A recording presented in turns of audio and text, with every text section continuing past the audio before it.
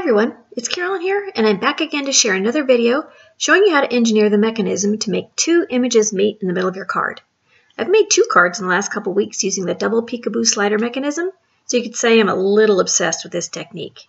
So I couldn't help myself when I saw the new Splendid Swan stamp set. It's perfect for this, so let's get started. In addition to the Splendid Swan stamp set and coordinating dies, I'll also be using the Blueprints 27 Dynamics, the Stitched Heart STAX Dynamics, and the Stitch Sentiment Strips Dynamics. I'll also use some smooth white cardstock for the card base, image panel, and stamped images, Grout Gray for the Swans, and Ripe Raspberry for the Sentiment Strip. I'll be using Acetate for the slider mechanism. I'm starting off by prepping a piece of Grout Gray cardstock with my powder tool, and then I'm making up 3 of the Swan images with some Sweet Tooth Pigment ink. Sweet Tooth Pigment ink is my favorite for stamping on dark cardstock and embossing it with white embossing powder. Using white pigment versus, say, a clear embossing ink like Versamark really improves the quality and opacity of the embossing. You get perfectly embossed images every single time. I'll need a total of 4 Swan images, so I've stamped and heat embossed the rest of them off camera. Next, I'm stamping one of the sentiments from the Splendid Swan stamp set onto some Ripe Raspberry cardstock with my fave Sweet Tooth Pigment ink again. And I'm embarrassed to admit that I forgot to use my powder tool to prep the cardstock first. Luckily, it worked out just fine. I heat embossed it with white embossing powder off camera.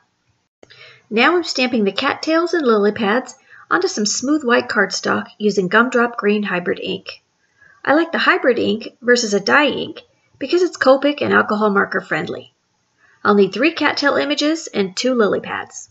Finally, I'm stamping the water lily image onto some smooth white cardstock using Ripe Raspberry ink, and I'll need 2 of those to complete my project. Off camera, I'll die cut all of the images with the coordinating Splendid Swans Dynamics and the sentiment using the Stitch Sentiment Strip Dynamics. Now I know you all didn't come here to watch me color with my Copics, but we're here to show you a card from beginning to end in the hopes that you'll pick up a tip or 2 along the way. I'm not a good colorist. I love to color, but I'm not good at it at all. And like you all, I'm learning all the time to be better. So I thought I'd share my coloring process with you to show you that you don't have to be a pro colorist to make a great project. But I've done us both a favor and sped up the camera to keep the boredom to a minimum. I've placed the marker number caps up to the left of my coloring, and I've listed them in the PDF that goes with this class for your ease in referring to them later on if you want. To create my gatefold card, I'm scoring a 5.5 inch by 8.5 inch piece of smooth white cardstock at 2 1/8 on both the left and right sides of the 5.5 inch edges, and then I'll perfect the creases with my Teflon bone folder. And now it's time to do a bit of ink blending for our background. I'm using some masking tape to mask off the top portion of the card and my Smart Grid pad to help me make sure that my tape is straight across the panel. I start by lightly blending some Tumble Glass Distress ink and add a light layer of Mermaid Lagoon for depth in the color. I'll finish it off with another layer of Tumble Glass. For my sunset, I remove the previous tape and start with a fresh piece over the top of the previously blended area. I start with a light blend of Mustard Seed Distress ink and add a layer of picked raspberry to really make that sunset pop. A final layer of mustard seed will perfect the blend. I use the Stitch Scallop Rectangle die from the Blueprints 27 Dynamics to die cut the outside edge of the image panel. I'll need another panel for the inside of the card, but I need it to be a 1/4 inch narrower in order to fit inside the card properly, so I'm using the partial die cutting technique to accomplish this. Next, I'm using the Stitched Heart STAX Dynamics to cut an aperture from the center of the inside card panel. And we're back for more ink blending.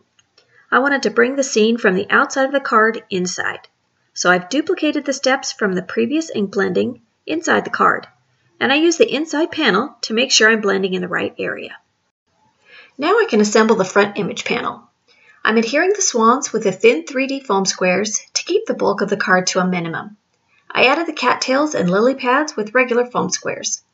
I love the dimension that foam squares add, but you can always just adhere the images to your card with your favorite non-dimensional adhesive if you prefer that look. I use my scissors to trim away the excess cattail images from the edge of the panel. I want to stamp the sentiment in the upper right-hand corner of the image panel, but I don't want one long sentiment. So I use my scissors to trim the stamp where I want it to break. I promise this won't damage the stamp, as long as you're careful not to cut into the letters. And it really makes those stamps more versatile, knowing that you can place them how you like them. I stamped the first part of the sentiment using Black Licorice Hybrid ink, and then I reposition the second portion of the sentiment and stamp again. Now for the fun part, making the double peekaboo slider mechanism. I like to use clear acetate so that it's not as noticeable.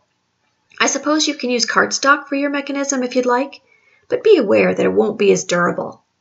You'll need 4 strips of acetate measuring 3 1/4 inches by 1/4 inch and 2 strips measuring 3/4 by 1/4 inch. I just used my trimmer to make these strips. I'm adding 1/4 inch score tape to one end of each of the long strips on both sides, and on only one side of the other end of each long strip. And because this is so tedious, I've sped up the camera while I do this. It's the same thing for all 4 long strips. Tape on both sides of one end, and tape on one side of the other end. I promise this will all start to make sense as we go along. Now I'm positioning each of the strips into my score buddy, making sure that the ends with the tape on one side is butted up to the left edge. And then I use my stylus to score them at 1/4 inch. I use my fingers to fold the strips on the scored lines. Now I'm aligning the long strips so that the 2 ends with tape on one side are on the right and the other 2 with tape on one side are on the left. Alternate the strips left, right, left, right. The 4 ends with the tape on both sides should be in the center and should overlap 1 1/2 inches. I'm holding the strips in place with my left hand and removing the release paper from the tape on the left set of strips. And then I'll place one of the 3/4 inch by 1/4 inch strips onto the taped ends. I do the same for the right set of strips. These shorter acetate strips will add a level of stability for the mechanism. Now I'll flip the mechanism over to the other side, hold it in place with my hand, remove the release paper from the tape, and adhere the swans to the tape. The left-facing swan will be attached at the end of the left set of strips. The right-facing swan will be attached at the end of the right set of strips. So basically, we've created a pulley system for our images. You want the images to be as close together as possible when you adhere them to the tape, even overlapping them a bit to make sure they meet in the middle when you open your card. And now it's time to attach the mechanism to the inside of the card base. You'll want to position the assembled mechanism so that the swans are centered in front of the ink background properly.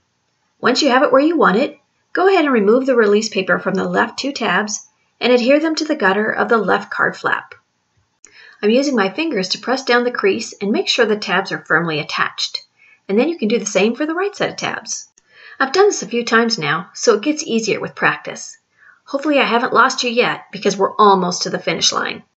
Now I'm adding the aperture panel to the inside of the card base using some regular foam squares. In my previous video demonstrating this technique, I used 2 layers of foam squares for this, but I've discovered that the mechanism will still work using only 1 layer of regular foam squares, which really helps cut down on the overall bulk of the card. I think I like it better with just 1 layer. I'm adhering the sentiment strip using the thin 3D foam squares, and I adhere one of the assembled lily pads with some tape runner adhesive. The addition of the lily pad as an embellishment brings the theme from the outside to the inside of the card. Finally, I'm adhering the front image panel to the left front flap of the card base. I've added some regular foam squares to the back of the image panel on the right side, and I've added more foam squares to the right side of the left flap. I'll remove the release paper from the foam squares on the back of the front flap only. This will give me a little wiggle room while I position the image panel to the card base properly. Once it's in place, I can remove the release paper from the foam squares on the image panel. And there you have it. When you open the card, the swans move towards each other to meet in the middle. How stinking fun is that? Thanks so much for watching my video today. I hope you enjoyed it and that you'll give this double peekaboo slider technique a try. Be sure to check out the other videos from this month's release class for more great content, and have an awesome day.